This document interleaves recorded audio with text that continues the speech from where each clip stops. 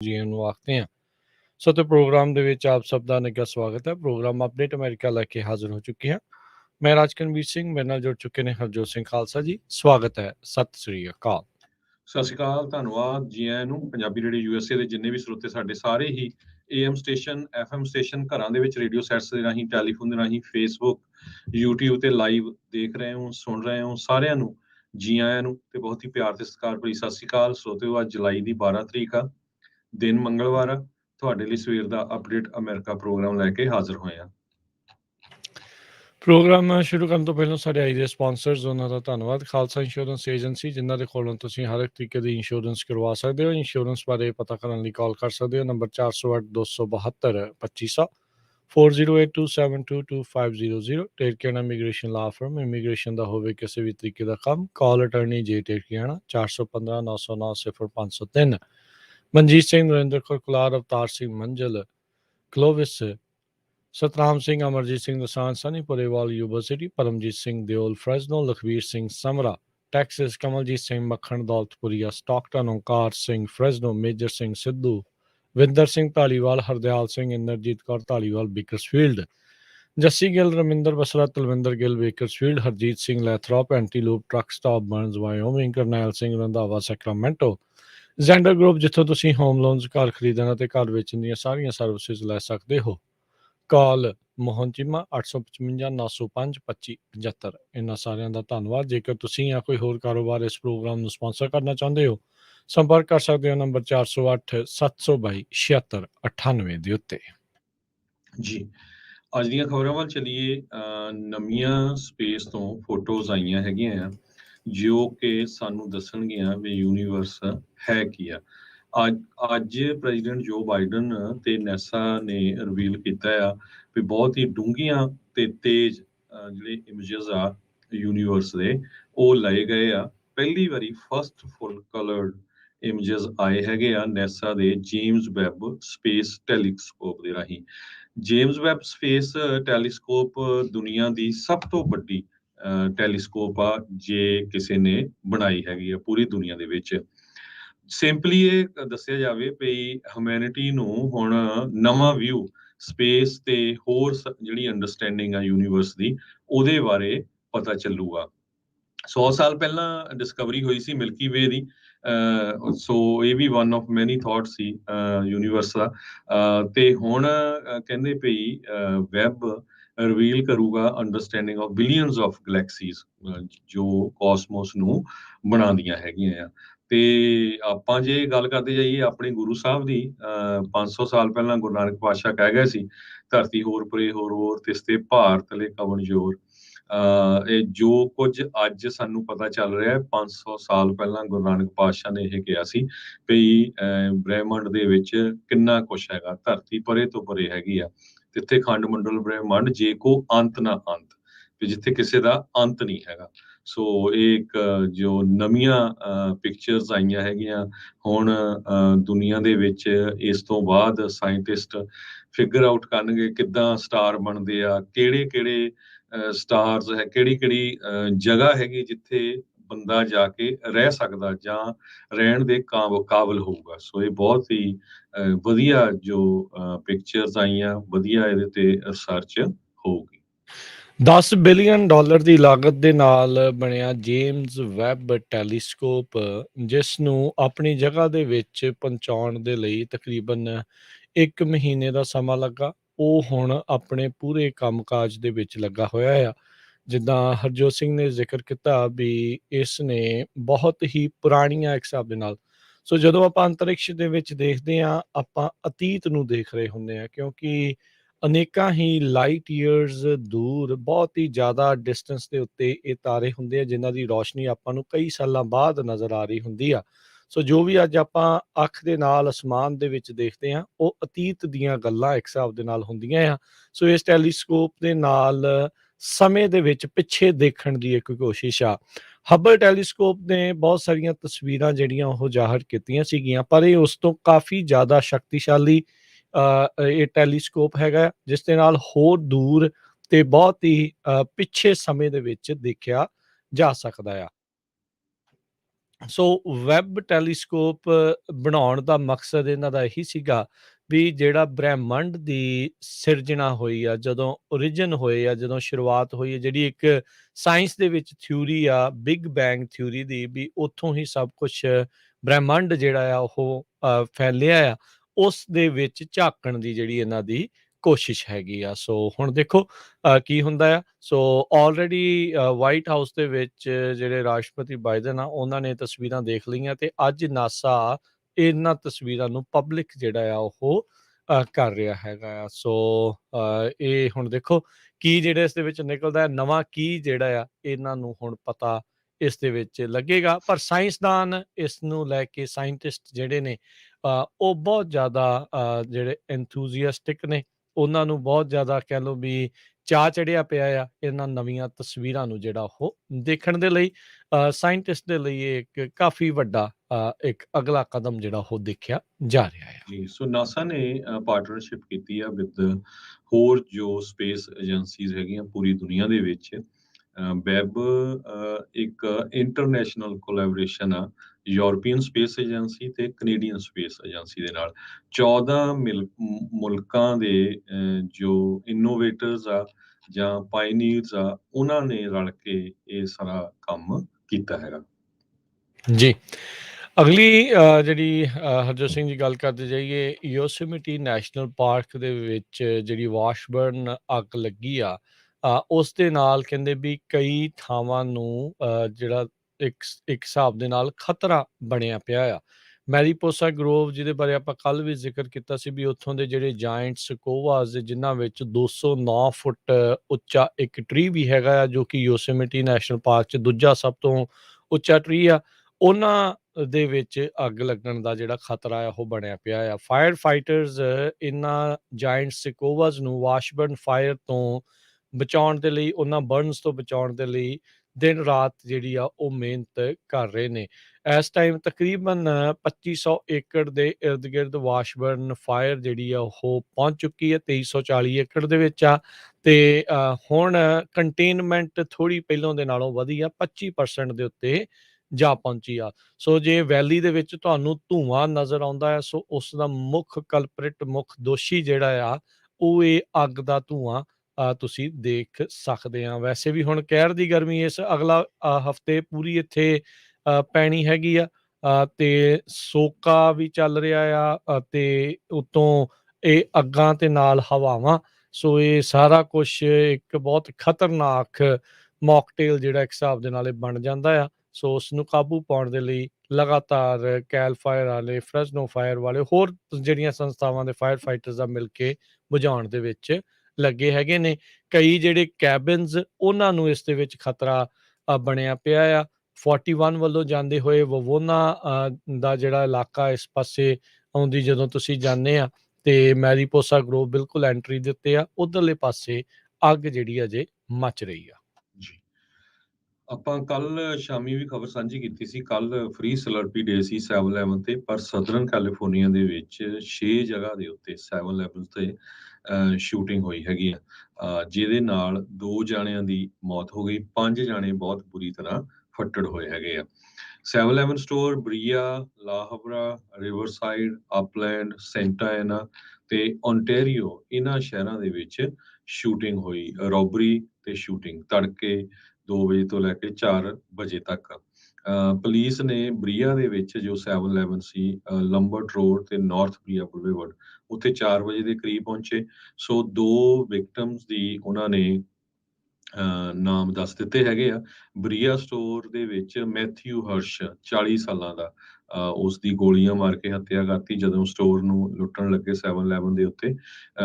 ਇਸ ਤੋਂ ਬਿਨਾਂ ਇੱਕ ਹੋਰ 7/11 ਲਾਹਬਰਾ ਦੇ ਵਿੱਚ, ਜਿੱਥੇ ਸੈਂਟਾਇਨਾ ਦੇ ਵਿੱਚ ਇੱਕ 7/11 ਦੇ ਇੰਪਲਾਈ ਨੂੰ ਗੋਲੀਆਂ ਮਾਰੀਆਂ ਗਈਆਂ, ਉਸ ਦਾ ਨਾਮ ਵੀ ਮੈਥਿਊ ਰੂਲ ਹੈਗਾ। ਉਸ ਨੂੰ 3:25 ਤੇ ਸਵੇਰੇ ਗੋਲੀਆਂ ਮਾਰੀਆਂ ਗਈਆਂ। ਸੋ ਪੁਲਿਸ ਵਾਲੇ ਇਹ ਸੋਚਦੇ ਆ ਵੀ ਇਹ ਸੇਮ ਹੀ ਗਰੁੱਪ ਸੀ ਜਿਨ੍ਹਾਂ ਨੇ 5-6 ਜਗ੍ਹਾ ਦੇ ਉੱਤੇ ਵੱਖ-ਵੱਖ ਟਾਈਮ ਦੇ ਉੱਤੇ ਰੋਬਰੀਜ਼ ਕੀਤੀਆਂ ਤੇ ਗੋਲੀਆਂ ਮਾਰੀਆਂ।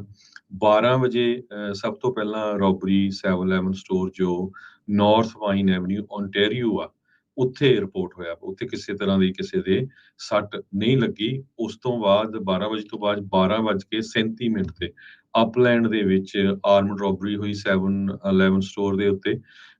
ਉਸ ਤੋਂ ਬਾਅਦ 1:50 ਤੇ ਰਿਵਰ ਸਾਈਡ ਦੀ ਪੁਲਿਸ ਡਿਪਾਰਟਮੈਂਟ ਨੇ ਰੋਬਰੀ ਤੇ ਸ਼ੂਟਿੰਗ ਰਿਪੋਰਟ ਕੀਤੀ ਹੈਗੀ ਆ। ਉੱਥੇ ਇੱਕ ਕਸਟਮਰ ਨੂੰ ਗੋਲੀਆਂ ਮਾਰੀਆਂ ਗਈਆਂ, ਉਹਦੀ ਕੰਡੀਸ਼ਨ ਬਹੁਤ ਬੁਰੀ ਹੈਗੀ ਆ। 1:50 ਤੋਂ ਬਾਅਦ 3:23 ਤੇ ਪੁਲਿਸ ਵਾਲਿਆਂ ਨੇ ਇੱਕ ਰਿਪੋਰਟ ਆਈ ਵੀ 7-11 ਸਟੋਰ ਜੋ ਸੈਂਟਾ ਐਨਾ ਦੇ ਵਿੱਚ ਹੈਗਾ ਆ 300 ਬਲਾਕ ਈਸਟ 17 ਸਟਰੀਟ ਤੇ, ਉੱਥੇ ਇੱਕ ਜੋ ਕਲਰਕ ਸੀ ਮੈਥਿਊ ਰੂਲ 24 ਸਾਲਾਂ ਦਾ, ਉਹਨੂੰ ਗੋਲੀਆਂ ਮਾਰ ਕੇ ਮਾਰ ਦਿੱਤਾ ਗਿਆ ਤੇ ਉਹ ਸਟੋਰ ਲੁੱਟਿਆ ਗਿਆ।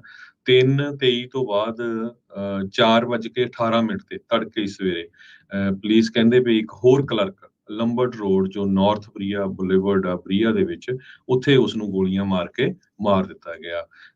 ਉਸ ਕਲਰਕ ਦੀ ਗਰਲਫ੍ਰੈਂਡ ਨੇ ਦੱਸਿਆ ਵੀ ਇਸ ਕਲਰਕ ਦਾ ਨਾਮ ਮੈਥਿਊ ਹਰਸ਼ 40 ਸਾਲਾਂ ਦਾ ਸੀ।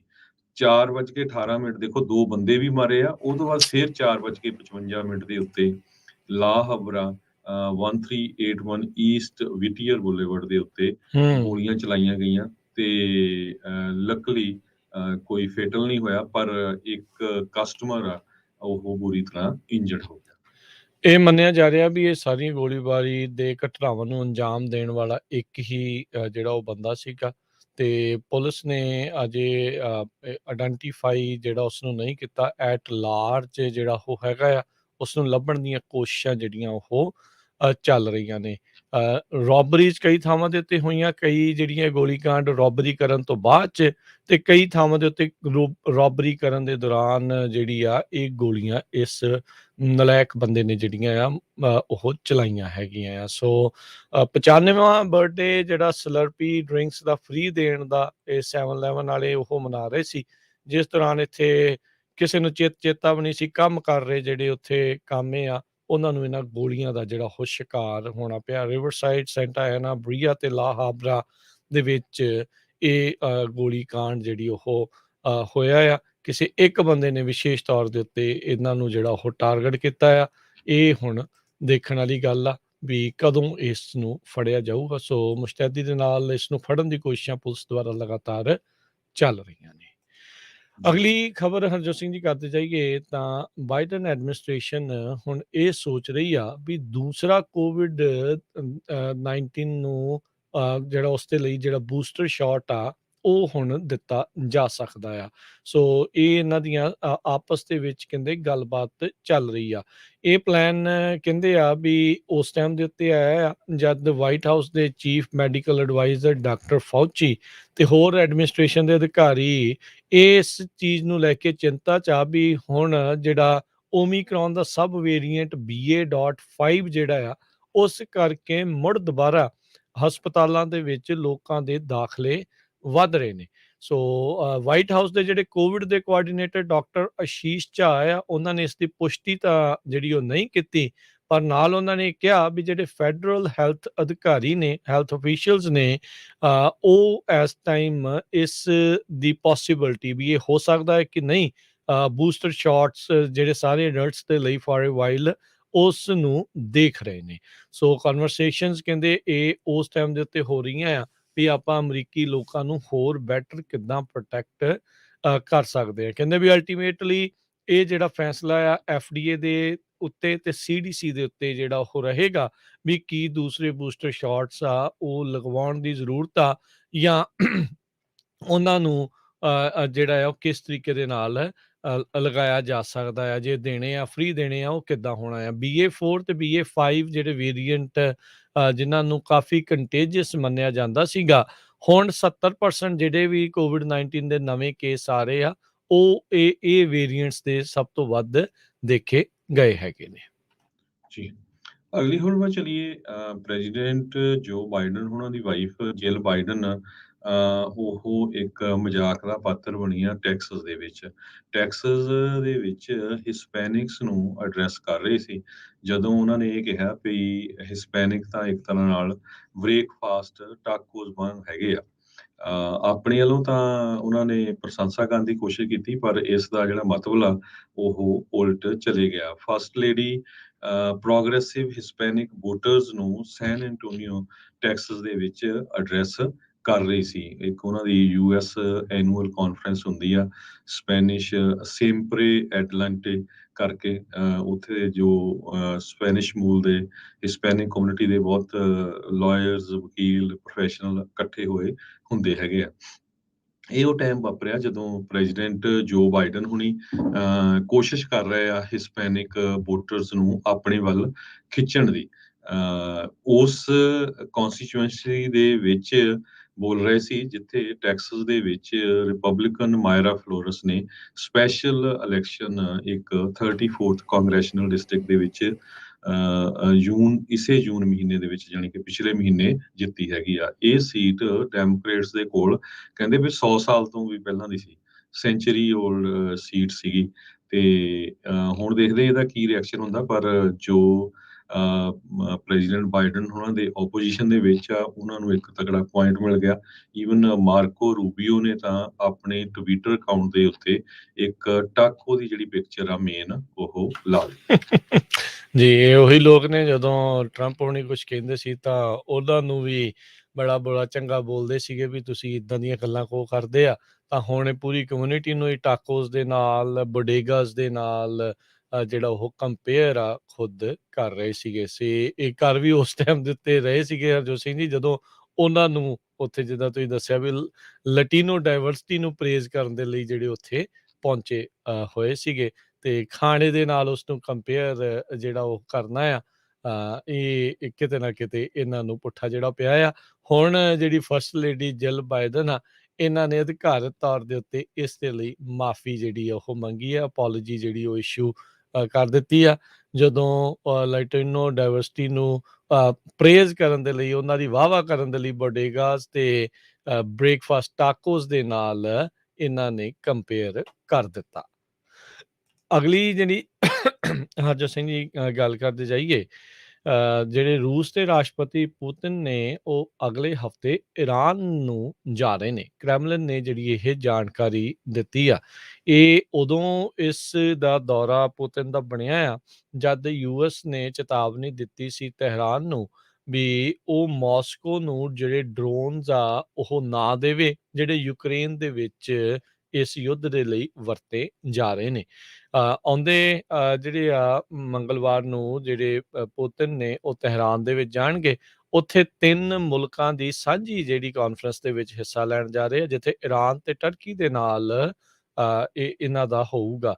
ਇਸ ਨੂੰ ਅਸਤਾਨਾ ਫਾਰਮੈਟ ਆਫ ਮੀਟਿੰਗਸ ਜਿਹੜਾ ਆਖਿਆ ਜਾਂਦਾ ਆ, ਜਿਹੜਾ ਸੀਰੀਆ ਦੇ ਸੰਬੰਧਿਤ ਗੱਲਾਂ ਬਾਤਾਂ ਹੋਣਗੀਆਂ। ਸੀਰੀਆ ਹੁਣ ਉਹ ਇਲਾਕਾ ਆ ਜਿਸ ਦਾ ਕਾਫੀ ਲੋਕ ਤਾਂ ਉੱਥੇ ਦੇ ਜਿਹੜੇ ਪੂਰੀ ਤਰ੍ਹਾਂ ਪੀੜਤ ਨੇ।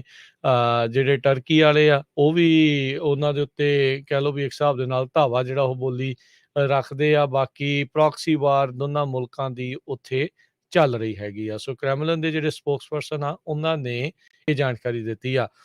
ਰੀਸੈਂਟਲੀ ਰਾਸ਼ਟਰਪਤੀ ਬਾਈਡਨ ਇਜ਼ਰਾਈਲ ਤੇ ਸਾਊਦੀ ਅਰੇਬੀਆ ਦੇ ਦੌਰੇ ਤੋਂ ਵਾਪਸ ਕਰਕੇ ਆਏ ਨੇ ਤੇ ਪੁਤਿਨ ਨੇ ਅਗਲੇ ਹਫਤੇ ਹੀ ਹੁਣ ਈਰਾਨ ਦਾ ਦੌਰਾ ਰੱਖ ਲਿਆ ਆ।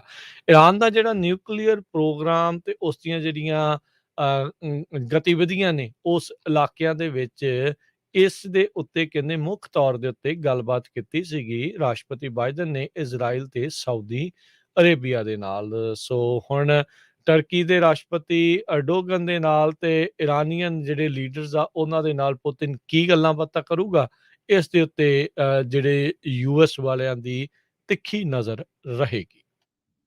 ਜੀ, ਅਗਲੀ ਖਬਰ ਵਿੱਚ ਚਲੀਏ ਸੀਰੀਆ ਤੋਂ ਆ ਰਹੀ ਹੈ। ਸੀਰੀਆ ਦੇ ਵਿੱਚ US ਦੇ ਇੱਕ ਡਰੋਨ ਨੇ ਆਈਸਿਸ ਦਾ ਲੀਡਰ ਮਾਹਿਰ ਅਲ ਐਗਲ ਉਸ ਨੂੰ ਮਾਰ ਦਿੱਤਾ ਹੈਗਾ।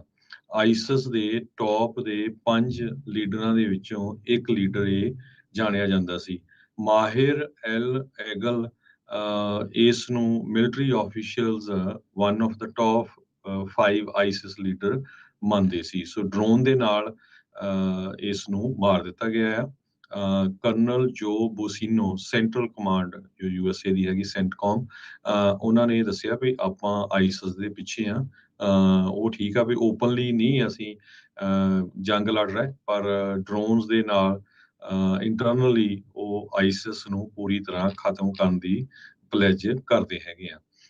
ਕਹਿੰਦੇ ਭਈ ਇਹਦੇ ਨਾਲ ਐਸੋਸੀਏਟਡ ਇੱਕ ਹੋਰ ਬੰਦਾ ਵੀ ਮਾਰਿਆ ਗਿਆ ਹੈਗਾ। ਜੀ। ਈਵਨ ਦੋ ਉਹਨਾਂ ਨੇ ਇਹ ਕਿਹਾ ਆ ਭਈ ਅਸੀਂ ਮਾਹਿਰ ਨੂੰ ਐਲੀਮੀਨੇਟ ਕਰ ਦਿੱਤਾ ਹੈ, ਪਰ ਆਈਸਿਸ ਹਜੇ ਵੀ ਯੂਐਸਏ ਨੂੰ ਤੇ ਯੂਐਸਏ ਦੇ ਪਾਰਟਨਰਸ ਨੂੰ ਥ੍ਰੈਟ ਹੈਗੀ ਆ, ਤੇ ਅਸੀਂ ਪੂਰੀ ਕੋਸ਼ਿਸ਼ ਕਰਾਂਗੇ ਭਈ ਆਈਸਿਸ ਨੂੰ ਖਤਮ ਕੀਤਾ ਜਾਵੇ। ਜੀ, ਜੀ। ਤੇ ਆਪਾਂ ਇੱਥੇ ਇੱਕ ਬ੍ਰੇਕ ਲਵਾਂਗੇ, ਬ੍ਰੇਕ ਤੋਂ ਬਾਅਦ ਮੁੜ ਕੇ ਫਿਰ ਵਾਪਸ ਹਾਜ਼ਰ ਹੁੰਦੇ ਹਾਂ ਤੇ ਖਬਰਾਂ ਦਾ ਸਿਲਸਿਲਾ ਜਿਹੜਾ ਆ ਉਹ ਇਸੇ ਤਰੀਕੇ ਦੇ ਨਾਲ ਚੱਲਦਾ ਰਹੂਗਾ। IRS ਦੇ ਵਿੱਚ ਇੱਕ ਇਨਵੈਸਟੀਗੇਸ਼ਨ ਹੋਈ ਸੀ ਇੰਸਪੈਕਟਰ ਜਨਰਲ ਦੇ ਜਿਹੜਾ ਦੁਆਰਾ, ਕੀ ਉਸ ਦੇ ਵਿੱਚੋਂ ਨਿਕਲਿਆ ਆ ਉਸ ਦੇ ਬਾਰੇ ਤੁਹਾਨੂੰ ਇਸ ਬ੍ਰੇਕ ਤੋਂ ਬਾਅਦ 'ਚ ਜਿਹੜੀਆਂ ਉਹ ਜਾਣਕਾਰੀਆਂ ਦੇਵਾਂਗੇ। ਮਿਲਦੇ ਹਾਂ ਇੱਕ ਬ੍ਰੇਕ ਤੋਂ ਬਾਅਦ 'ਚ। ਜੀ।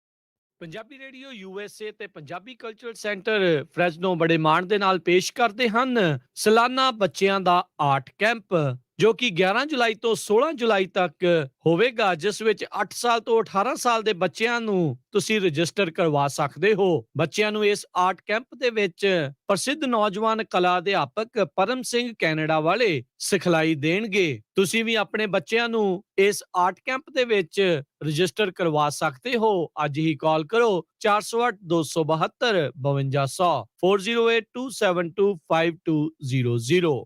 ਇਹ ਆਰਟ ਕੈਂਪ ਫ੍ਰੈਸਨੋ ਵਿੱਚ ਪੰਜਾਬੀ ਰੇਡੀਓ USA ਦੇ Fresno studio 2125 north Barton avenue ਵਿਖੇ ਲਗਾਇਆ ਜਾਵੇਗਾ। 11 ਤੋਂ 17 ਜੁਲਾਈ ਤੱਕ ਪਰਮ ਸਿੰਘ ਹੁਣਾਂ ਦੀਆਂ ਪੇਂਟਿੰਗਸ ਦੀ ਕਲਾ ਪ੍ਰਦਰਸ਼ਨੀ ਵੀ ਨਾਲ ਹੋਵੇਗੀ। ਜੇਕਰ ਕਰਵਾਉਣਾ ਚਾਹੁੰਦੇ ਹੋ ਤੁਸੀਂ US ਇਮੀਗ੍ਰੇਸ਼ਨ ਦਾ ਕਿਸੇ ਵੀ ਤਰੀਕੇ ਦਾ ਕੰਮ, ਤਾਂ ਹਮੇਸ਼ਾ ਯਾਦ ਰੱਖੋ ਟੇਕੇਣਾ immigration law firm family petitions, asylum ਦੇ ਕੇਸਿਸ ਦੇ ਜਾਂ ਹੋਰ ਕਿਸੇ ਵੀ ਤਰੀਕੇ ਦੀ US ਇਮੀਗ੍ਰੇਸ਼ਨ ਦੇ ਕੰਮ ਦੇ ਲਈ ਕਾਲ ਕਰੋ ਅਟਾਰਨੀ ਜੇ ਟੇਕਿਆਣਾ 4159090503 415 909 0503। ਅਟਾਰਨੀ ਟੇਕਿਆਣਾ ਪੰਜਾਬੀ ਰੇਡੀਓ USA ਦੇ ਉੱਤੇ ਹਰ ਸ਼ਨੀਚਰਵਾਰ 9 ਤੋਂ 10:30 ਵਜੇ ਤੱਕ ਕੈਲੀਫੋਰਨੀਆ ਟਾਈਮ ਦੇ ਮੁਤਾਬਕ ਇਮੀਗ੍ਰੇਸ਼ਨ ਸ਼ੋਅ ਵੀ ਲੈ ਕੇ ਹਾਜ਼ਰ ਹੁੰਦੇ ਹਨ।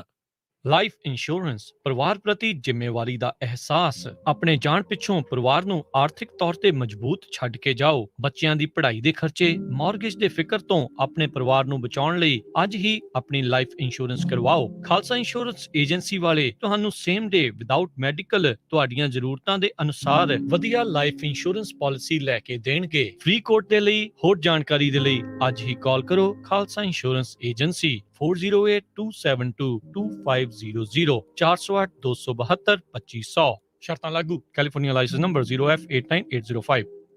ਪੰਜਾਬੀ ਰੇਡੀਓ USA ਤੇ ਪੰਜਾਬੀ ਕਲਚਰਲ ਸੈਂਟਰ ਫ੍ਰੈਸਨੋ ਬੜੇ ਮਾਣ ਦੇ ਨਾਲ ਪੇਸ਼ ਕਰਦੇ ਹਨ ਸਾਲਾਨਾ ਬੱਚਿਆਂ ਦਾ ਆਰਟ ਕੈਂਪ, ਜੋ ਕਿ 11 ਜੁਲਾਈ ਤੋਂ 16 ਜੁਲਾਈ ਤੱਕ ਹੋਵੇਗਾ, ਜਿਸ ਵਿੱਚ 8 ਸਾਲ ਤੋਂ 18 ਸਾਲ ਦੇ ਬੱਚਿਆਂ ਨੂੰ ਤੁਸੀਂ ਰਜਿਸਟਰ ਕਰਵਾ ਸਕਦੇ ਹੋ। ਬੱਚਿਆਂ ਨੂੰ ਇਸ ਆਰਟ ਕੈਂਪ ਦੇ ਵਿੱਚ ਪ੍ਰਸਿੱਧ ਨੌਜਵਾਨ ਕਲਾ ਅਧਿਆਪਕ ਪਰਮ ਸਿੰਘ ਕੈਨੇਡਾ ਵਾਲੇ ਸਿਖਲਾਈ ਦੇਣਗੇ। ਤੁਸੀਂ ਵੀ ਆਪਣੇ ਬੱਚਿਆਂ ਨੂੰ ਇਸ ਆਰਟ ਕੈਂਪ ਦੇ ਵਿੱਚ ਰਜਿਸਟਰ ਕਰਵਾ ਸਕਦੇ ਹੋ। ਅੱਜ ਹੀ ਕਾਲ ਕਰੋ 408 272 5200 4082725200। ਇਹ ਆਰਟ ਕੈਂਪ ਫ੍ਰੈਸਨੋ ਵਿੱਚ ਪੰਜਾਬੀ ਰੇਡੀਓ USA ਦੇ Fresno studio 2125 north Barton avenue ਵਿਖੇ ਲਗਾਇਆ ਜਾਵੇਗਾ। 11 ਤੋਂ 17 ਜੁਲਾਈ ਤੱਕ ਪਰਮ ਸਿੰਘ ਹੁਣਾਂ ਦੀਆਂ ਪੇਂਟਿੰਗਸ ਦੀ ਕਲਾ ਪ੍ਰਦਰਸ਼ਨੀ ਵੀ ਨਾਲ ਹੋਵੇਗੀ।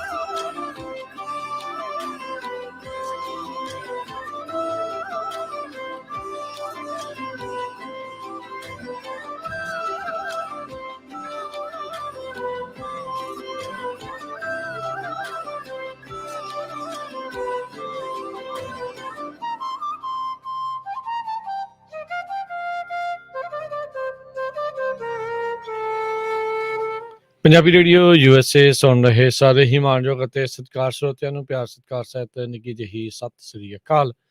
ਸਭ ਨੂੰ ਜੀਆਂ ਨੂੰ ਆਖਦੇ ਹਾਂ। ਸੋ ਤੇ ਪ੍ਰੋਗਰਾਮ ਅਪਡੇਟ ਅਮਰੀਕਾ ਚੱਲ ਰਿਹਾ। ਹਰਜੋਤ ਸਿੰਘ ਜੀ, ਜੀਆਂ ਨੂੰ ਸਵਾਗਤ ਹੈ। ਸਤਿ ਸ੍ਰੀ ਅਕਾਲ। ਸਤਿ ਸ਼੍ਰੀ ਅਕਾਲ, ਧੰਨਵਾਦ ਜੀ ਆਇਆਂ ਨੂੰ। ਅਗਲੀ ਜਿਹੜੀ ਬ੍ਰੇਕ ਤੋਂ ਪਹਿਲਾਂ ਜੋ ਤੁਹਾਨੂੰ ਦੱਸਿਆ ਸੀ ਵੀ ਸੋਸ਼ਲ ਸਿਕਿਉਰਿਟੀ ਅਫੀਸ਼ੀਅਲ ਨੂੰ ਲੈ ਕੇ ਇੱਕ ਵਿਸ਼ੇਸ਼ ਜਿਹੜੀ ਆ ਜਾਂਚ ਕੀਤੀ ਗਈ ਆ। ਜਿਹੜੇ ਇੰਸਪੈਕਟਰ ਜਨਰਲ ਆ ਉਹਨਾਂ ਨੇ ਇਨਵੈਸਟੀਗੇਸ਼ਨ ਜਿਹੜੀਆਂ ਉਹ ਕੀਤੀਆਂ ਜਦ ਉੱਥੇ ਦੋਸ਼ ਲੱਗੇ ਵੀ ਇਸ ਏਜੰਸੀ ਦੀ ਇੱਕ ਜਿਹੜੀ ਸੀਨੀਅਰ ਲੀਡਰ ਆ ਉਹ ਆਪਣੇ ਕੰਮ ਦੇ ਵਿੱਚ ਚੱਜ ਦੇ ਨਾਲ ਕੰਮ ਨਹੀਂ ਕਰ ਰਹੇ।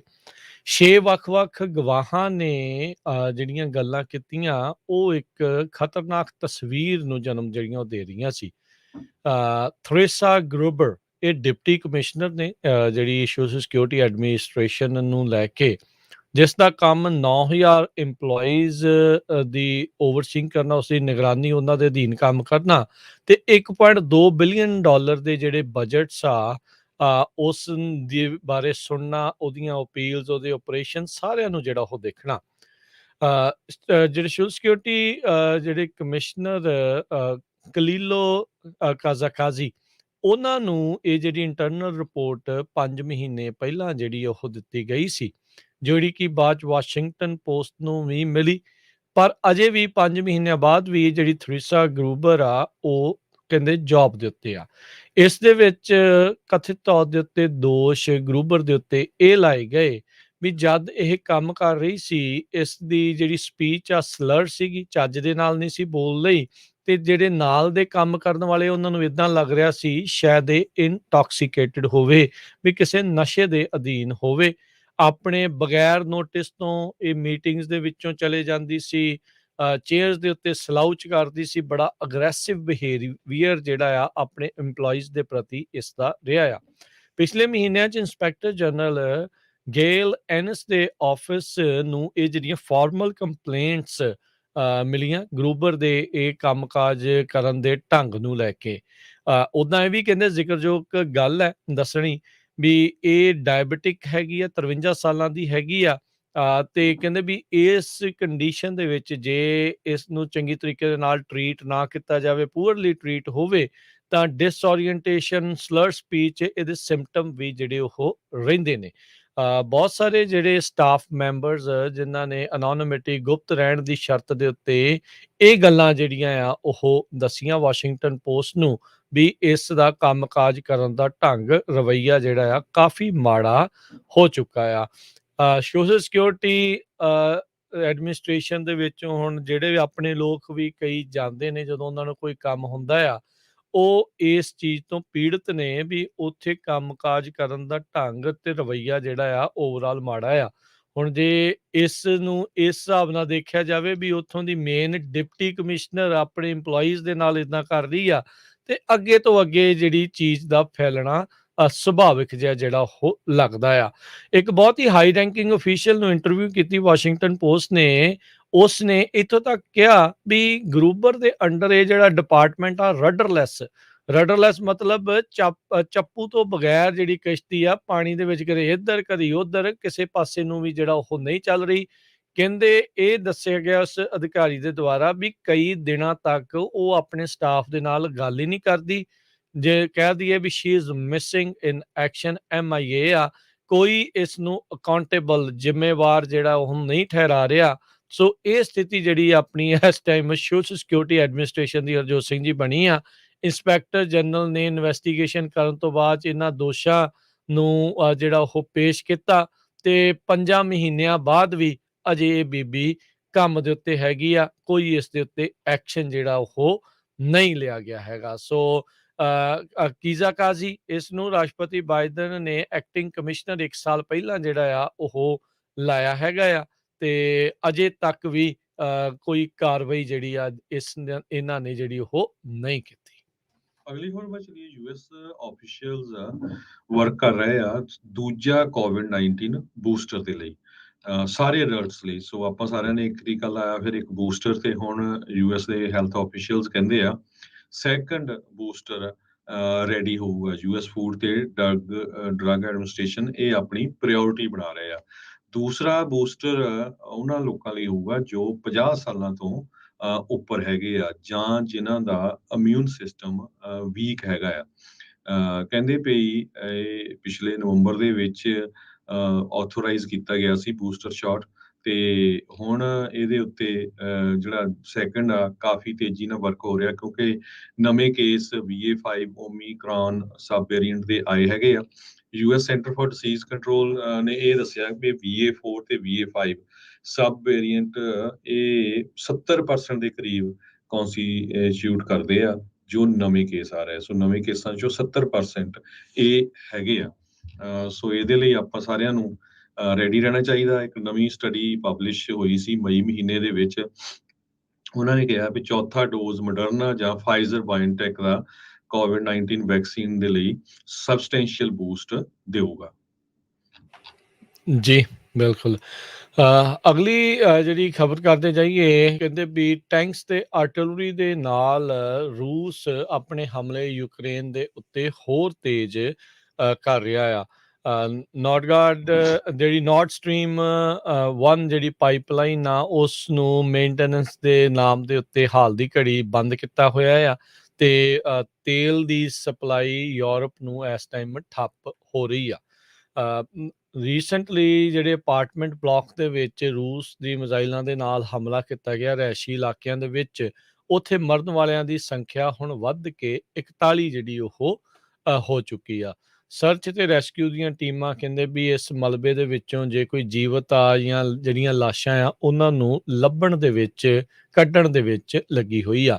UN ਆਖ ਰਿਹਾ ਆ ਹੁਣ ਤੱਕ ਫਰਵਰੀ ਦੇ ਮਹੀਨੇ 'ਚ ਜਿਹੜਾ ਇਹ ਹੱਲਾ ਸ਼ੁਰੂ ਹੋਇਆ ਸੀ ਯੂਕਰੇਨ ਦੇ ਉੱਤੇ, ਉਸ ਵਿੱਚ 5000 ਤੋਂ ਵੱਧ ਸਿਵਿਲੀਅਨ ਮੌਤਾਂ ਜਿਹੜੀਆਂ ਹੋ ਚੁੱਕੀਆਂ ਨੇ ਤੇ 6500 ਤੋਂ ਵੱਧ ਜਿਹੜੇ ਜ਼ਖਮੀ ਹੋਏ ਨੇ। Office of UN high commissioner for human right ਉਹਨਾਂ ਨੇ ਇਹ ਚਿੰਤਾ ਜਤਾਈ ਆ ਵੀ ਇਹ ਮਰਨ ਵਾਲਿਆਂ ਦੀ ਸੰਖਿਆ ਜਿਹੜਾ ਟੋਲ ਆ ਇਹ ਆંકੜਾ ਹੋਰ ਵੀ ਉੱਤੇ ਨੂੰ ਜਾ ਸਕਦਾ ਆ ਕਿਉਂਕਿ ਜਿਹੜਾ ਆਰਮਡ ਕੌਨਫਲਿਕਟ ਚੱਲ ਰਿਹਾ ਆ ਇਸ ਦੇ ਵਿੱਚ ਲਗਾਤਾਰ ਤੇਜ਼ੀ ਜਿਹੜੀ ਆ ਉਹ ਹੁਣ ਦੇਖ ਰਹੇ ਆ। ਜੀ, ਅਗਲੀ ਖਬਰ ਟੈਕਸਸ ਤੋਂ ਆ ਰਹੀ ਹੈ। ਟੈਕਸਸ ਦੇ ਵਿੱਚ ਇੱਕ ਸਿੱਖ ਫੈਮਿਲੀ ਦੇ ਘਰ ਦੇ ਉੱਤੇ ਗੋਲੀਆਂ ਚਲਾਈਆਂ ਗਈਆਂ ਰਾਤ ਨੂੰ। KHOU 11 ਇਹ ਟੀਵੀ ਚੈਨਲ ਆ, ਉਹਨਾਂ ਨੇ ਦੱਸਿਆ ਵੀ ਜੁਲਾਈ 5 ਨੂੰ 2 ਵਜੇ ਦੇ ਕਰੀਬ ਇਕਬਾਲ ਸਿੰਘ ਦੇ ਘਰ ਦੇ ਉੱਤੇ ਗੋਲੀਆਂ ਚਲਾਈਆਂ ਗਈਆਂ। ਲੱਕਲੀ ਕਹਿੰਦੇ ਵੀ ਜਿੱਥੇ ਬੱਚੇ ਸੁੱਤੇ ਹੁੰਦੇ ਆ ਉਹਨਾਂ ਦੇ ਥੋੜਾ ਜਿਹਾ ਡਿਸਟੈਂਸ ਦੇ ਉੱਤੇ ਲੱਗੀਆਂ। ਕਿਸੇ ਦੇ ਚੋਟ ਵਗੈਰਾ ਨਹੀਂ ਆਈ। ਸਰਵੇਲੈਂਸ ਕੈਮਰੇ ਦੇ ਮੁਤਾਬਕ ਕਹਿੰਦੇ ਵੀ 11 ਵਜੇ ਰਾਤ ਨੂੰ, 12 ਵਜੇ ਸਵੇਰੇ, 1 ਵਜੇ ਤੇ 1:43 ਤੇ 4 ਵਾਰੀ ਸ਼ੂਟਿੰਗ ਹੋਈ। ਇਹ ਹੈਰਿਸ ਕਾਉਂਟੀ ਦੇ ਸ਼ੈਰਿਫ ਆਫਿਸ ਜੋ ਇਨਵੈਸਟੀਗੇਟ ਕਰ ਰਹੇ ਆ ਉਹਨਾਂ ਨੇ ਦੱਸਿਆ। ਉਹ ਕਹਿੰਦੇ ਵੀ ਸਾਨੂੰ ਇਹ ਨਹੀਂ ਪਤਾ ਵੀ ਉਹਨਾਂ ਦੇ ਘਰ ਦੇ ਉੱਤੇ ਕਿਉਂ ਗੋਲੀਆਂ ਚਲਾਈਆਂ, ਨਾ ਹੀ ਕਦੇ ਉਹਨਾਂ ਨੂੰ ਕਿਸੇ ਤਰ੍ਹਾਂ ਦੀ ਥ੍ਰੈਟ ਮਿਲੀ ਹੈਗੀ ਆ। ABC 7 ਨਿਊਯਾਰਕ ਨੇ ਦੱਸਿਆ ਵੀ ਸਿੱਖ ਕਮਿਊਨਿਟੀ ਨੂੰ ਕੁਈਨਸ ਦੇ ਵਿੱਚ ਰੇਸ਼ੀਅਲੀ ਕਾਫੀ ਹਰਟ ਹੋਈ ਹੈਗੀ ਆ। ਪਿਛਲੇ ਕੁਝ ਮਹੀਨਿਆਂ ਦੇ ਵਿੱਚ ਇੱਕ ਬਜ਼ੁਰਗ ਨੂੰ ਕੁੱਟਿਆ, ਉਹ ਤੋਂ ਬਾਅਦ ਆਪਣੇ 2 ਸਿੱਖ ਭਰਾਵਾਂ ਨੂੰ ਕੁੱਟਿਆ ਗਿਆ ਸੀ। ਰੋਬਰੀਜ਼ ਵੀ ਕਈ ਹੋਈਆਂ ਹੈਗੀਆਂ ਨਿਊਯਾਰਕ ਦੇ ਵਿੱਚ। ਸੋ ਸਿੱਖ ਕਮਿਊਨਿਟੀ ਹਮੇਸ਼ਾ ਹੀ ਰੇਸ਼ੀਅਲ ਡਿਸਕ੍ਰਿਮੀਨੇਸ਼ਨ ਦਾ ਸ਼ਿਕਾਰ ਹੁੰਦੀ ਰਹਿੰਦੀ ਹੈਗੀ ਆ। ਡਾਕਟਰ ਹਰਦਮ ਸਿੰਘ ਆਜ਼ਾਦ ਇੱਕ ਚੇਅਰਮੈਨ ਹੈਗੇ ਸਿੱਖ ਨੈਸ਼ਨਲ ਸੈਂਟਰ ਦੇ, ਉਹਨਾਂ ਨੇ ਇਹ ਕਿਹਾ ਵੀ ਬਹੁਤ ਸਾਰੇ ਲੋਕ ਇਗਨੋਰੈਂਟ ਹੈਗੇ ਆ, ਉਹਨਾਂ ਨੂੰ ਹਜੇ ਤੱਕ ਵੀ ਨਹੀਂ ਪਤਾ ਵੀ ਸਿੱਖ ਕੌਣ ਆ। ਸਰੋਤਿਆਂ ਨੂੰ ਯਾਦ ਹੋਊਗਾ ਸੰਦੀਪ ਸਿੰਘ ਧਾਲੀਵਾਲ ਆਪਣੇ ਸ਼ੈਰਿਫ ਹੈਰਿਸ ਕਾਉਂਟੀ ਦੇ ਵਿੱਚ ਸੀ, ਜਿੱਥੋਂ ਇੱਕ ਸਦਾਈ ਨੇ ਉਹਨਾਂ ਨੂੰ ਗੋਲੀਆਂ ਮਾਰ ਕੇ ਮਾਰ ਦਿੱਤਾ ਸੀ। ਜੀ, ਰੈਗੂਲਰ ਜਿਹੜਾ ਟ੍ਰੈਫਿਕ ਸਟਾਪ ਸੀਗਾ ਤੇ ਉਹਦੇ ਪਿੱਠ ਪਿੱਛੇ ਸਿਰ ਦੇ ਵਿੱਚ ਉਦੋਂ ਸੰਦੀਪ ਢਾਲੀਵਾਲ ਦੇ ਉਸ ਬੰਦੇ ਨੇ ਜਿਹੜੀ ਉਹ ਗੋਲੀ ਮਾਰ ਦਿੱਤੀ ਸੀ। ਮੌਕੇ ਤੇ ਹੀ ਸੰਦੀਪ ਢਾਲੀਵਾਲ ਦੀ ਮੌਤ ਹੋ ਗਈ ਸੀ। ਸੋ ਇਹ ਜਿਹੜੀ ਸਥਿਤੀ ਆ ਉਹ ਬਣੀ ਪਈ ਆ। ਸੋ ਜ਼ਰੂਰੀ ਆ ਵੀ ਆਪਾਂ ਆਪਣੇ ਬਾਰੇ ਸਾਰਿਆਂ ਨੂੰ ਵੱਧ ਤੋਂ ਵੱਧ ਜਿਹੜਾ ਉਹ ਦੱਸਦੇ ਵੀ ਜਾਈਏ ਹਰਜੋਤ ਸਿੰਘ ਜੀ, ਤਾਂ ਜੋ ਜਿਹੜਾ ਉਹ ਠੀਕ ਆ ਕੰਮ ਆਪਣੇ ਬਾਰੇ ਆਇਡੈਂਟਿਟੀ ਦਾ ਜਿਹੜਾ ਉਹ ਰੌਲਾ ਰੱਪਾ ਆ ਉਹ ਅੱਗੇ ਦੇ ਨਾਲੋਂ ਘਟੇ। ਅਗਲੀ ਜਿਹੜੀ ਗੱਲ ਕਹਿੰਦੇ ਕਰਦੇ ਜਾਈਏ, ਮਾਈਕਰੋਸਾਫਟ ਆਪਣੇ EMPLOYEES ਨੂੰ ਜਿਹੜਾ ਸ਼ਾਇਦ ਪਿੰਕ ਸਲਿੱਪਸ ਅੱਗੇ ਦੇ ਰਿਹਾ ਆ। ਅਗਲੇ ਫਿਸਕਲ ਈਅਰ ਕਹਿੰਦੇ ਜਦੋਂ ਸ਼ੁਰੂਆਤ ਹੋਣੀ ਆ ਉਸ ਦੇ ਵਿੱਚ 1% EMPLOYEES ਤਕਰੀਬਨ ਉਹਨਾਂ ਨੇ ਲੇ ਆਫ ਕਰਨੇ ਹੈਗੇ ਆ। ਮਾਈਕਰੋਸਾਫਟ ਆਫਿਸ ਦਾ ਜਿਹੜਾ ਗਰੁੱਪ ਆ, ਉਹ ਕਹਿੰਦੇ ਵੀ ਹਾਇਰਿੰਗ ਨੂੰ ਲੈ ਕੇ ਹਾਲ ਦੀ ਘੜੀ ਰੁਕਿਆ ਪਿਆ ਆ, ਥੰਮਿਆ ਪਿਆ ਹੈਗਾ ਆ। So small number of EMPLOYEES Microsoft ਦੇ ਦੁਆਰਾ ਜਿਹੜੇ ਉਹ ਕੱਢੇ ਜਾ ਸਕਦੇ ਆ। ਇਸ ਮੌਕੇ ਮਾਈਕਰੋਸਾਫਟ ਦੇ 1,81,000 EMPLOYEE ਹੈਗੇ ਨੇ, ਤੇ ਉਹਨਾਂ ਵਿੱਚੋਂ 1% EMPLOYEES ਆ ਉਹਨਾਂ ਨੂੰ ਕੱਢਿਆ ਜਾਊਗਾ। ਉੱਦਾਂ ਜੇ ਇਕੋਨਮੀ ਦੇ ਹਿਸਾਬ ਦੇ ਨਾਲ, ਕੰਪਨੀਆਂ ਦੇ ਹਿਸਾਬ ਦੇ ਨਾਲ ਹਰਜੋਤ ਸਿੰਘ ਜੀ ਦੇਖਿਆ ਜਾਵੇ, ਤਾਂ ਕਾਫੀ ਜਿਹੜੀਆਂ ਕੰਪਨੀਜ਼ ਆ ਉਹਨਾਂ ਨੇ ਹਾਇਰਿੰਗ ਦੇ ਉੱਤੇ ਫਰੀਜ਼ ਲਾਈ ਹੈਗੀ ਆ। ਸੋ 2017 ਦੇ ਵਿੱਚ ਲਾਸਟ ਵਾਰੀ ਮਾਈਕਰੋਸਾਫਟ ਨੇ ਲੇ-ਆਫਸ ਅਨਾਉਂਸ ਕੀਤੇ ਸੀਗੇ। ਸੋ ਹੁਣ ਇੰਨੇ ਵਰ੍ਹਿਆਂ ਬਾਅਦ ਮੁੜ ਦੁਬਾਰਾ ਇਹਨਾਂ ਨੇ ਲੇ-ਆਫਸ ਅਨਾਉਂਸ ਕੀਤੇ ਨੇ। ਉਧਰ ਫੇਸਬੁੱਕ ਦੀ ਪੇਰੈਂਟ ਕੰਪਨੀ ਮੈਟਾ ਪਲੇਟਫਾਰਮਸ ਆ, ਉਹਨਾਂ ਨੇ ਵੀ ਪਹਿਲੋਂ ਇਹ ਕਿਹਾ ਸੀਗਾ ਵੀ ਇਸ ਸਾਲ ਦੇ ਵਿੱਚ 10,000 ਨਵੇਂ ਇੰਜੀਨੀਅਰ, ਸਾਫਟਵੇਅਰ ਇੰਜੀਨੀਅਰ ਹਾਇਰ ਕਰਨੇ ਆ, ਪਰ ਉਹਨਾਂ ਨੇ ਉਸ ਆંકੜੇ ਨੂੰ ਘਟਾ ਕੇ 6,000 ਤੋਂ 7,000 ਦੇ ਦਰਮਿਆਨ ਰੱਖ ਦਿੱਤਾ ਹੈਗਾ ਆ। ਉਧਰ ਐਮਾਜ਼ੋਨ ਨੇ ਵੀ ਨਵੇਂ ਹਾਇਰ ਕਰਨ ਵਾਲੇ ਜਿਹੜੇ EMPLOYEES ਦਾ ਗੋਲ ਆ, ਉਸ ਦੇ ਵਿੱਚ ਕਟੌਤੀ ਕਰ ਦਿੱਤੀ ਆ। ਸੋ ਓਵਰਆਲ ਜੇ ਆਪਾਂ ਦੇਖਿਆ ਜਾਵੇ ਤਾਂ ਹਰਜੋਤ ਸਿੰਘ ਜੀ ਵੀ ਹੁਣ ਜੌਬਸ ਜਿਹੜੀਆਂ ਆ ਇਵੈਂਚੁਅਲੀ ਹਾਇਰਿੰਗ ਜਿਹੜੀ ਆ ਉਹ ਘੱਟ ਹੋਣ ਜਾ ਰਹੀ ਆ। ਜੀ, ਅਗਲੀ ਖਬਰ ਵਿੱਚ ਚਲੀਏ। ਐਲੋਨ ਮਸਕ ਤੇ ਪ੍ਰੈਜ਼ੀਡੈਂਟ ਡੋਨਲਡ ਟਰੰਪ ਨੂੰ ਲੈ ਕੇ ਹੈਗਾ। ਸਰੋਤਿਆਂ ਨੂੰ ਯਾਦ ਹੋਊਗਾ ਪਿਛਲੇ ਦਿਨਾਂ ਦੇ ਵਿੱਚ ਐਲੋਨ ਮਸਕ ਨੇ ਜੋ ਟਵਿੱਟਰ ਬਾਈ ਕਰਨਾ ਸੀ, ਉਸ ਤੋਂ ਪਿੱਛੇ ਹੱਥ ਆਪਣੇ ਖਿੱਚ ਲਏ, ਤੇ ਬਹੁਤ ਸਾਰੇ ਕੰਜ਼ਰਵੇਟਿਵ ਇਸ ਗੱਲੋਂ ਔਖੇ ਵੀ ਆ, ਕਿਉਂਕਿ ਪਹਿਲਾਂ ਉਹ ਖੁਸ਼ ਸੀ ਵੀ ਟਵਿੱਟਰ ਖਰੀਦੂਗਾ, ਤੇ ਜਿਸ ਤਰ੍ਹਾਂ ਉਸਨੇ ਕਿਹਾ ਸੀ ਵੀ ਮੈਂ ਕਿਸੇ ਦੇ ਉੱਤੇ ਬੈਨ ਨਹੀਂ ਲਾਉਂਗਾ। ਤੇ ਪਿਛਲੇ ਦਿਨਾਂ ਦੇ ਵਿੱਚ ਉਹਨਾਂ ਨੇ ਐਲੋਨ ਮਸਕ ਨੇ ਪ੍ਰੈਜ਼ੀਡੈਂਟ ਡੋਨਲਡ ਟਰੰਪ ਦੇ ਬਾਰੇ ਇਹ ਕਿਹਾ ਸੀ। ਹਾਲਾਂਕਿ ਪਹਿਲਾਂ ਉਹ ਕਹਿੰਦੇ ਨੇ ਵੀ ਮੈਂ ਪ੍ਰੈਜ਼ੀਡੈਂਟ ਟਰੰਪ ਨੂੰ ਵੋਟ ਪਾਈ ਹੈਗੀ ਆ, ਪਰ ਪਿਛਲੇ ਦਿਨਾਂ 'ਚ ਉਹਨਾਂ ਨੇ ਕਿਹਾ ਵੀ ਮੈਂ ਕਦੇ ਵੀ ਰਿਪਬਲਿਕਨ ਨੂੰ ਵੋਟ ਨਹੀਂ ਪਾਈ ਹੈਗੀ। ਉਹਦੇ ਸੰਬੰਧ ਦੇ ਵਿੱਚ ਅਲਾਸਕਾ ਦੇ ਵਿੱਚ ਇੱਕ ਰੈਲੀ ਹੋ ਰਹੀ ਸੀ, ਤੇ ਪ੍ਰੈਜ਼ੀਡੈਂਟ ਡੋਨਲਡ ਟਰੰਪ ਨੇ ਐਲੋਨ ਮਸਕ ਦਾ ਕਿਹਾ ਵੀ ਉਹ ਵੀ ਬਹੁਤ ਬੁਲਸ਼ਿਟ ਆਰਟਿਸਟ ਆ, ਗਲਤ ਸ਼ਬਦਾਵਲੀ ਵਰਤੀ। ਤੇ ਉਸ ਤੋਂ ਬਾਅਦ ਕੱਲ ਹੁਣ ਐਲੋਨ ਮਸਕ ਨੇ ਪ੍ਰੈਜ਼ੀਡੈਂਟ ਡੋਨਲਡ ਟਰੰਪ ਦੇ ਬਾਰੇ ਇਹ ਕਿਹਾ ਵੀ ਉਹਨਾਂ ਨੂੰ ਜਿਹੜੇ ਆ ਆਪਣੀ ਟੋਪੀ ਜਿਹੜੀ ਆ ਹੈਟ ਹੈਂਗ ਕਰਕੇ ਤਾਂ ਸਨਸੈਟ ਦੇ ਵਿੱਚ ਸੇਲ ਕਰ ਲੈਣਾ ਚਾਹੀਦਾ। ਸੋ ਉਹਨਾਂ ਦਾ ਵੀ ਜਿਹੜਾ ਇੱਕ ਤਰ੍ਹਾਂ ਦੇ ਨਾਲ ਮਜ਼ਾਕ ਉਡਾਇਆ ਹੈਗਾ। ਸੋ ਦੋਨਾਂ ਦੇ ਵਿੱਚ ਸ਼ਬਦੀ ਜੰਗ ਜਿਹੜੀ ਆ ਕਾਫੀ ਤੇਜ਼ ਹੋਈ ਹੈਗੀ ਆ। ਜੀ, ਅਗਲੀ ਗੱਲ ਕਰਦੇ ਜਾਈਏ। ਰੀਸੈਂਟਲੀ ਆਪਾਂ ਦੇਖਿਆ ਵੀ ਰੋ ਵਰਸਿਸ ਵੇਡ ਦਾ ਮਾਮਲਾ, ਜਿਹੜਾ ਅਬੋਰਸ਼ਨ ਦਾ ਰੌਲਾ ਸੀਗਾ, ਉਸ ਨੂੰ ਓਵਰਟਰਨ ਕੀਤਾ ਗਿਆ ਸੁਪਰੀਮ ਕੋਰਟ ਦੇ ਦੁਆਰਾ।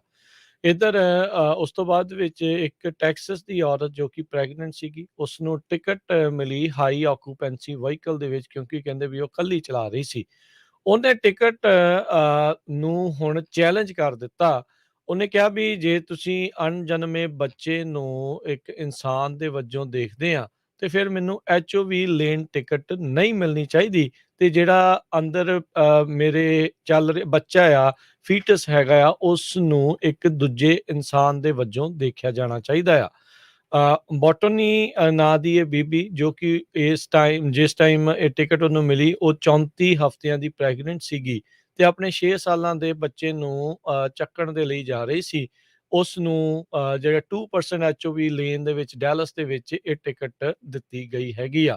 ਸੋ ਰੋ ਵਰਸਿਸ ਵੇਡ ਦੇ ਓਵਰਟਰਨ ਹੋਣ ਤੋਂ ਬਾਅਦ ਦੇ ਵਿੱਚ ਇਹ ਇੱਕ ਨਵਾਂ ਚੈਲੰਜ ਚੱਲ ਰਿਹਾ ਆ। ਪਹਿਲਾਂ ਵੀ ਇਸ ਦੇ ਅਬੋਰਸ਼ਨ ਜਿਹੜੇ ਦੇ ਹੱਕ ਵਾਲੇ ਆ, ਕ੍ਰਿਟਿਕਸ ਆ, ਜਦੋਂ ਐਂਟੀ ਅਬੋਰਸ਼ਨ ਵਾਲੇ ਇਹ ਗੱਲਾਂ ਕਰਦੇ ਆ, ਉਹ ਇਸ ਚੀਜ਼ ਨੂੰ ਚੱਕਦੇ ਨੇ। ਹੁਣ ਇਹ ਦੇਖਣਾ ਹੋਊਗਾ ਵੀ ਕੀ ਵਾਕਿਆ ਹੀ ਅਦਾਲਤ ਜਿਹੜੇ ਨਹੀਂ ਜਨਮਿਆ ਜੇ ਬੱਚਾ, ਕੀ ਉਸਨੂੰ ਇੱਕ ਇਨਸਾਨ ਦੇ ਵਜੋਂ ਦੇਖਦੀ ਆ ਕਿ ਨਹੀਂ ਦੇਖਦੀ। ਕਿਉਂਕਿ ਤੁਸੀਂ ਹੋਰ ਵੀ ਕੋਈ ਵੀ ਸੇਵਾਵਾਂ ਤੁਸੀਂ ਲੈਣੀਆਂ ਹੋਣ, ਤਾਂ ਜਿਹੜਾ ਨਹੀਂ ਜਨਮਿਆ ਬੱਚਾ ਜੇ ਗਰਭ ਦੇ ਵਿੱਚ ਆ, ਉਸ ਨੂੰ ਇਨਸਾਨ ਦੇ ਵਜੋਂ ਨਹੀਂ ਦੇਖਿਆ ਜਾਂਦਾ, ਉਸ ਨੂੰ ਉਸ ਦੀਆਂ ਸਹੂਲਤਾਂ ਜਿਹੜੀਆਂ ਉਹ ਨਹੀਂ ਮਿਲਦੀਆਂ। ਸੋ ਇਹ ਹੁਣ ਨਵਾਂ ਇੱਕ ਵਿਵਾਦ, ਨਵੀਂ ਇੱਕ ਬਹਿਸ ਜਿਹੜੀ ਆ, ਉਹ ਅਮਰੀਕਾ ਦੇ ਵਿੱਚ ਇਸ ਬੀਬੀ ਦੇ HOV lane ticket while being pregnant ਉਸ ਨੂੰ ਚੈਲੰਜ ਕਰਨ ਦੇ ਉੱਤੇ ਛਿੜ ਚੁੱਕੀ ਆ। ਜੀ, ਅਗਲੀ ਖਬਰ ਵੱਲ ਚਲੀਏ। ਪ੍ਰੋ ਬਰਨੀ ਸੈਂਡਰਸ ਗਰੁੱਪ ਹੁਣ ਇੱਕ ਕੈਂਪੇਨ ਲਾਂਚ ਕਰ ਰਿਹਾ ਹੈ ਪ੍ਰੈਜ਼ੀਡੈਂਟ ਜੋ ਬਾਈਡਨ ਉਹਨਾਂ ਦੇ ਅਗੇਂਸਟ ਵੀ ਉਹ ਆਉਣ ਵਾਲੀਆਂ 2024 ਦੀਆਂ ਇਲੈਕਸ਼ਨਾਂ ਦੇ ਵਿੱਚ ਨਾ ਲੜਨ। Senator Bernie Sanders progressive grassroot organisation ਹੈ ਉਹਨਾਂ ਦੀ। ਉਹਨਾਂ ਨੇ ਇਸ ਆਰਗੇਨਾਈਜੇਸ਼ਨ ਨੇ 2016 ਦੇ ਵਿੱਚ ਵੀ 2020 ਦੇ ਵਿੱਚ ਵੀ ਵਾਈਟ ਹਾਊਸ ਦੀ ਬਿਡ ਦੇ ਲਈ ਸਪੋਰਟ ਕੀਤੀ ਸੀ। ਉਹ ਤੋਂ ਬਾਅਦ ਉਹ ਚਲੋ ਫਾਈਨਲ ਕੈਂਡੀਡੇਟ 'ਚ ਨਹੀਂ ਆ ਸਕੇ ਤੇ ਉਹਨਾਂ ਨੇ ਪ੍ਰੈਜ਼ੀਡੈਂਟ ਜੋ ਬਾਈਡਨ ਉਹਨਾਂ ਦੀ ਸਪੋਰਟ ਕੀਤੀ।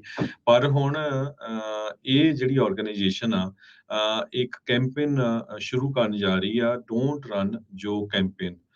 ਨਵੰਬਰ 9 ਨੂੰ ਇਹ ਸਟਾਰਟ ਹੋਊਗੀ ਇਸ ਸਾਲ, ਉਸ ਟਾਈਮ ਦੇ ਉੱਤੇ ਜਦੋਂ ਮਿਡ ਟਰਮ ਇਲੈਕਸ਼ਨ ਹੋ ਚੁੱਕੀਆਂ ਹੋਣਗੀਆਂ।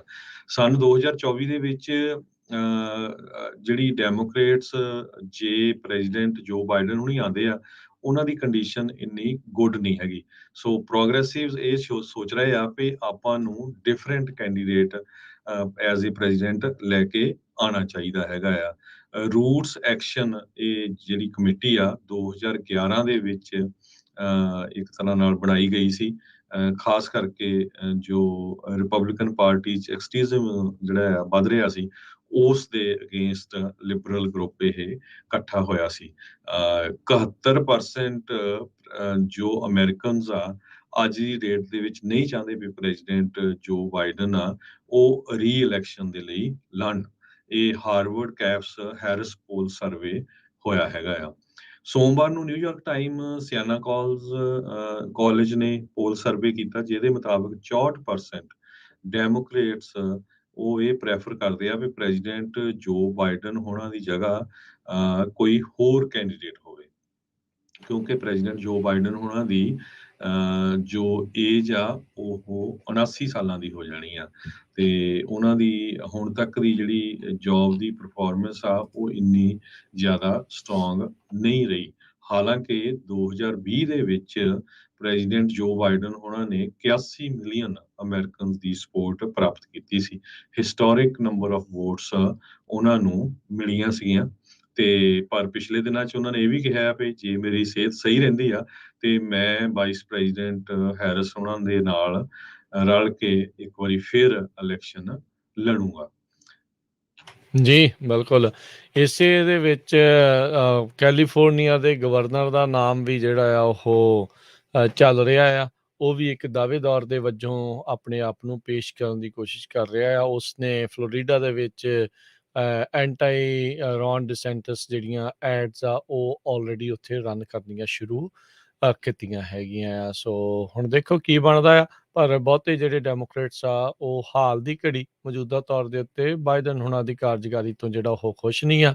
ਉੱਧਰ ਜਿਹੜੇ ਰਿਪਬਲਿਕਨਸ ਆ ਉਹਨਾਂ ਦੇ ਵਿੱਚ ਵੀ ਇਹ ਸੁਰ ਜਿਹੜੇ ਆ ਉਹ ਉੱਠ ਰਹੇ ਨੇ ਟਰੰਪ ਹੁਣਾਂ ਦੀ ਜਿਹੜੀ ਨੋਮੀਨੇਸ਼ਨ ਆ ਉਸ ਨੂੰ ਲੈ ਕੇ। ਦੇਖੋ ਇਹਨਾਂ ਦਾ ਰੀਮੈਚ ਹੁੰਦਾ ਆ, ਮੈਚ ਹੁੰਦਾ ਵੀ ਆ ਕਿ ਨਹੀਂ ਹੁੰਦਾ, ਵੀ ਇਹਨਾਂ ਚੋਂ ਇੱਕ ਜਣਾ ਅਗਲੀਆਂ ਇਲੈਕਸ਼ਨਾਂ 'ਚ ਦੇਖਣ ਨੂੰ ਮਿਲੇਗਾ।